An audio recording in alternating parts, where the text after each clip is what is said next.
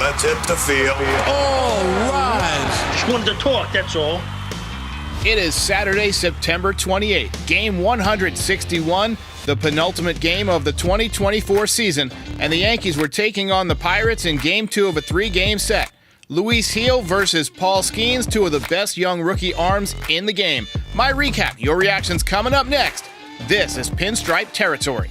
Welcome to the New York City. Pinstripe Territory. Just when they thought I was out, they pull me back in.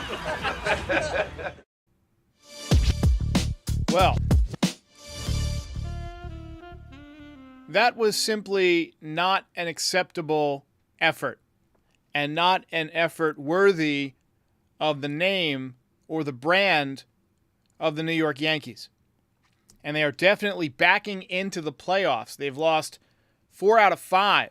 Really tough day for Luis Gil. He allowed 4 home runs. The Yankees allowed 5 home runs in general. And we need to begin this one with Rant Camp. I get that it was a soggy and dreary day in the Bronx, but can you be interested in playing baseball at least a little bit for the paying customers? Not just the paying customers who are sitting there in the rain, but the people who've paid to watch on TV. I mean, home field advantage is still on the line. Yesterday, I get it. It was a hangover day. It's a common baseball practice to give the stars who got you there a day off after you clinch the division. And they've been playing every day. I get it. Sometimes you just need a mental day off. So I had no problem with them taking days off yesterday and putting a punt lineup out there. But today, the New York Yankees looked like they would have rather been at home watching college football. And that is simply not acceptable. Not acceptable. More stupid base running. This team's base running is an abomination. They are so sloppy. We got Juan Soto making error after error on the bases this year. Gleyber Torres didn't get the day off, or else I'm sure he would have too. But you got Volpe casually jogging down the first baseline in the 8th inning as the tying run. Just no intensity at all. Can you please make an effort for the people who pay to watch this team? Clearly not concerned with home field advantage as much as the fans are. Kind of an, it would be nice if it happened kind of thing. But no interest from the players at all in playing in front of their home fans throughout the postseason. I think they're banking on the Guardians losing one of the last 2 games or the Yankees winning tomorrow. The way they look at it, they got a 1-in-3 shot of getting home field advantage at this point. And they're fine with that. The pitching, terrible today. 5 home runs from the Pirates. Lazy, flat, garbage time pitches, cement mixers right down the middle, horseshit pitching. And they are officially backing into the playoffs, sleepwalking into the playoffs, and leaving fans, again, with a sour taste in our mouths and a ton of anxiety about which frickin' baseball team is going to show up next Saturday night. You know, throughout this year, when they were hot in the beginning of the season, people compared this team to some of the great Yankees teams, the 09 team, the 98 team. Obviously, that didn't happen. But the thing about those teams is they didn't take days off. I mean, occasionally a player would get a day off or whatever. But as a team, you got premium effort every single day. Every single day. And a lot of that came from Joe Girardi as the manager in 09 and Joe Torre in 98. He did not accept this kind of, lethargic, uninspired baseball. Just was not acceptable. Do us a favor tomorrow, Yankees. Respect the people who pay to get into the ballpark and at least put a little bit of effort into trying to win. Is that asking too much? Absolute trash. Absolute trash game. John M. says, I told you about Gil. Dude, I don't even know who you are or what you told us about Gil. So many people give contrarian opinions anytime anything's going well. You're not special for having a negative opinion. It doesn't make you, some kind of baseball savant. It just makes you a doomer. He didn't have a good game. Probably could still win the Rookie of the Year.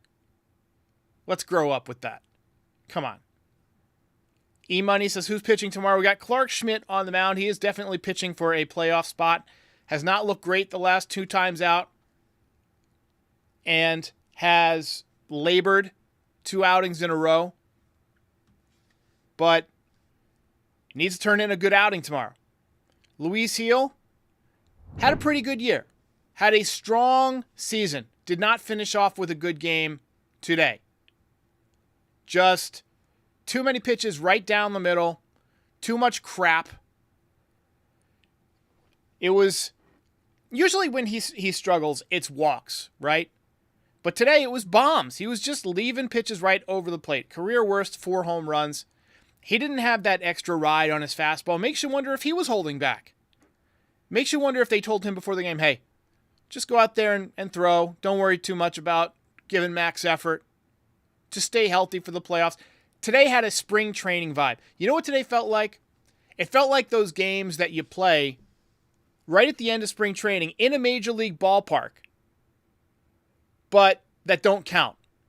They're the end of the spring training schedule, so you got some stiff on the mound, or you got a bunch of nobodies. You got the regulars playing 1 at bat and getting out of there. That's what this felt like. The Yankees have put in 0 effort to win the last 2 days. 0 effort. Another great take. D's channel says Warren should be DFA'd. He's one of your big pitching prospects. I mean, they're not going to DFA a pitching prospect. They're going to try and fix him. He's up. He probably shouldn't even be in the major leagues this year. But Luis Gil had absolutely nothing today. Fastball just had no ride. And when you look at the way that Paul Skeens went about it, it really set a stark contrast, because this is a guy just throwing 2 innings, just getting his work in for a team that is not going to the playoffs. And you can tell he was pitching with intensity. Some of the best stuff I've ever seen from a starting pitcher, ever. But it was enough for me to know that he was giving max effort today. Even if he was going to be in there for 6 outs, 8 outs, 10 outs, whatever it was that he was, he only, I think, got 6 outs, but he knew he wasn't going to be in there very long, and he was going max effort no matter what. They mentioned on the broadcast that he basically throws the Greg Maddux comeback fastball, the 2-seamer that starts at a lefty's hip and goes over the inside corner, except Greg Maddux threw it 91, 92 in his prime. Skeens throwing 100 and 101. Filthy. Froze Juan Soto with a 101-mile-an-hour fastball, struck out Aaron Judge with a slider. He obliterated Giancarlo's bat with a fastball that was about 101 miles an hour and about 2 inches above the hands. I bet that felt good on a day like today. Absolutely atrocious day for the Yankees. We'll take a few comments. Steve-O says, Schmidt is by fault the number 4 starter. I think right now you go Garrett Cole, number 1. You probably go Rodon, number 2. I think I'd probably go Schmidt, number 3. And probably Gil, number 4, knowing that Stroman stinks and that Nestor Cortez is out for a while. So that's probably what you're looking for. Cole, Rodon, Schmidt, and Gil. In what order, we'll see. Clay Holmes says, what's wrong with Judge? He just didn't care today. He didn't care.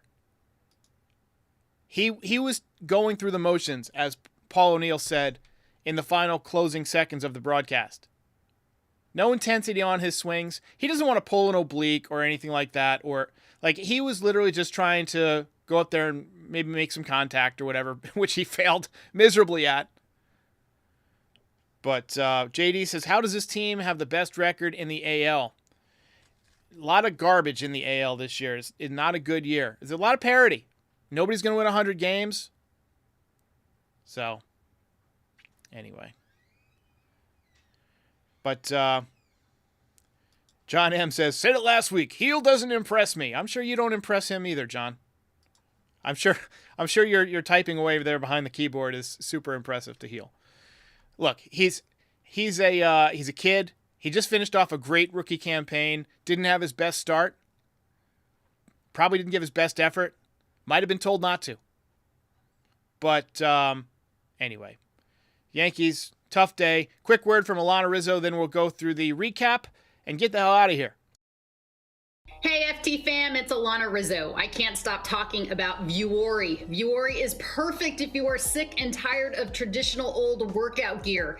I wear Vuori in all settings, not just in the gym, because honestly, it's comfier than whatever you're currently wearing. No joke. I'm wearing Vuori daily leggings right now. They're high-waisted with the drawstring and cupped ankles. They look good and they feel great. You're gonna love them. Vuori is an investment in your happiness. For our listeners, they are offering 20% off your first purchase. Get yourself some of the most comfortable and versatile clothing on the planet at vuori.com/foul. That's VUORI.com/foul. Not only will you receive 20% off your first purchase, but enjoy free shipping on any U.S. orders over $75 and free returns. Go to vuori.com/foul and discover the versatility of Vuori clothing. All right, let's go. Let's get it going. Well, we just got some bad news. Anthony Rizzo is done for the season. Anthony Rizzo has a fractured finger. He got hit by a pitch late in the game. You see there, he was 1 for 2 today. He left the game after getting hit on the hand. Fractured finger. And that opens up first base throughout the playoffs. And that's a shame because he was playing such great defense. And he was starting to swing the bat a little bit better. The power was gone. But absolutely devastating blow for the Yankees to lose. I mean, how many errors has he saved Jazz Chisholm and Anthony Volpe this week? About 5? Rizzo out for the season, most likely. Fractured finger, I mean, I suppose that could be 4 to 6 weeks. Maybe he can try and play through it, but he was already not swinging the bat well. I mean, are they really going to try and play this guy with a broken finger? I don't know, man. DJ LeMahieu has been working his way back, but he still can't hit. He can at least play some defense. Man, that is a tough, tough blow for the Yankees. I got to update Luis Gil's stats on the board here. It didn't update. Let me just go ahead and fix it manually. He went 5 2/3 innings of uninspired baseball, 6 hits, 6 earned runs, and just 1 walk today with 5 strikeouts. So we'll update that on the screen. Jazz Chisholm went deep. Soto went 1 for 3 with a couple of walks. Got 129 walks today this season. 129 walks today would have been a record. That would have been a record. I mean, Oswaldo Cabrera, maybe he could play some first base. He played first base yesterday, and he looked pretty good defensively. He also had a hit today. He was 1 for 4, 661 OPS this season. So, you know, obviously not super dangerous, but Rizzo was only at 636. So more dangerous than Rizzo, apparently. But obviously, Rizzo's a huge step up defensively. And with the injury to Cortez, the injury to Jake Cousins, this team has gone from being very healthy a week ago, headed into the postseason, to now suffered some key injuries. Absolutely devastating. Man, that sucks. He was really picking it over there. All right, let's talk a little bit about this game. Pirates got on the board first with a home run by Yasmani Grandal in the second. Nice play by Dominguez in the top of the third, swirling winds. He tracked one down against the wall. He had some tough plays out there today, and he played left field pretty nice. Pirates went up 2-0 on a home run by Nick Gonzalez in the fourth. Yankees didn't even get their first base runner until the fourth inning, a walk from future Met Juan Soto. Another home run by Pittsburgh in the top of the fifth, 2-run shot by Cook.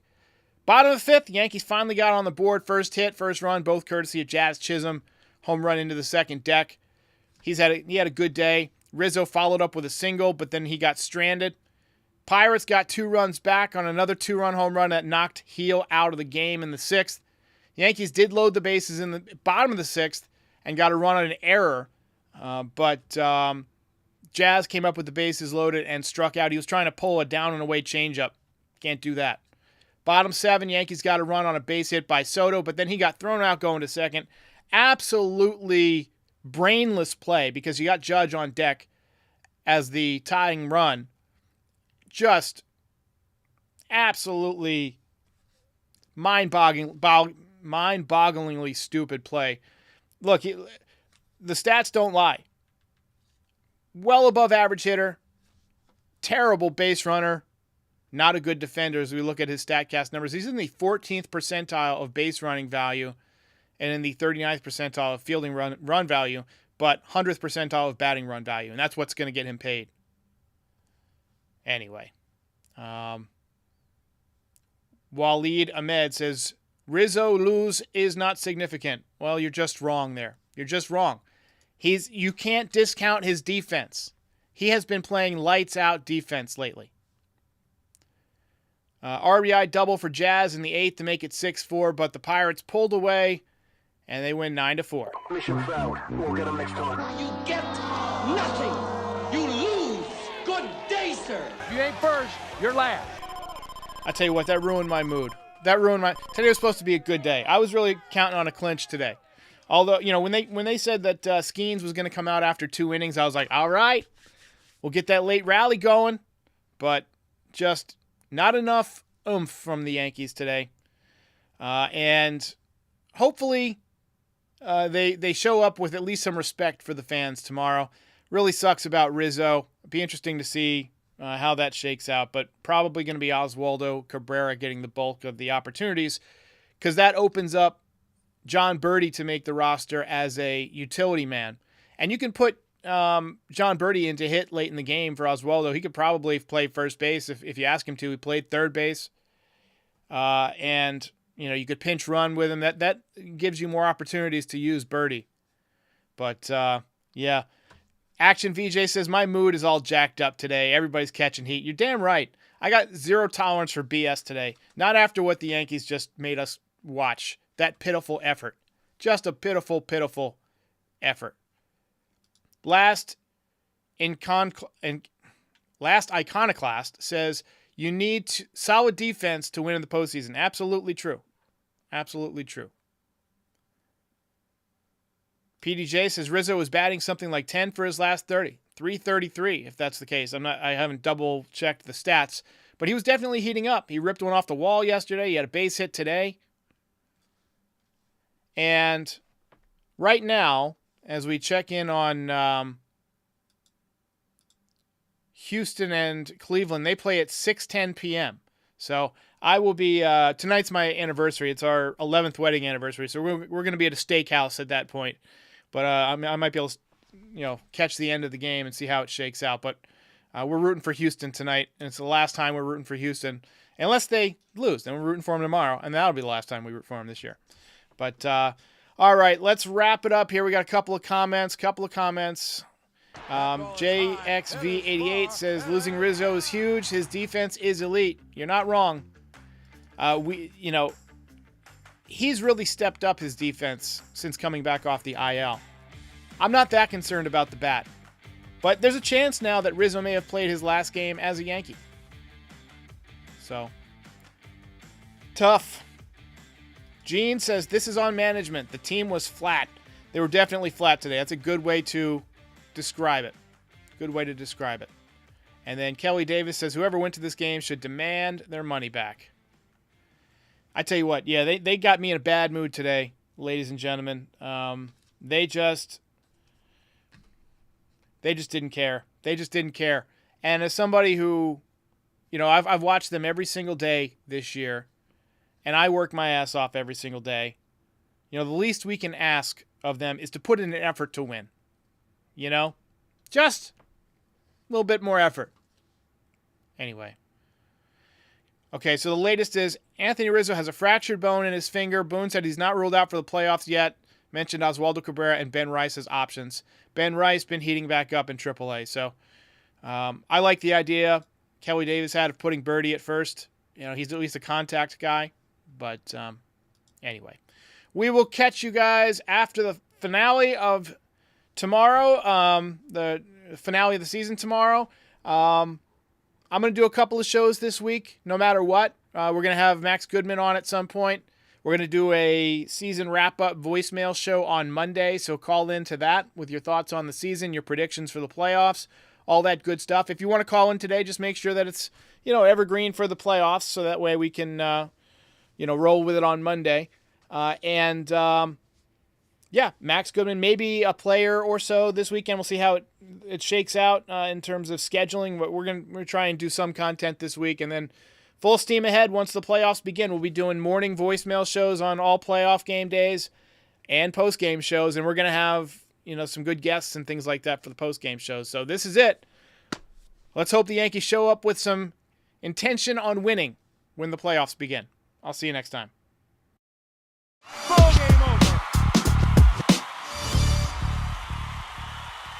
If you enjoyed this video, please drop a like and give us a subscribe. It helps other Yankees fans find the channel. We're also on all your favorite podcast platforms and social media. Join the community, have some fun. We're here after every game.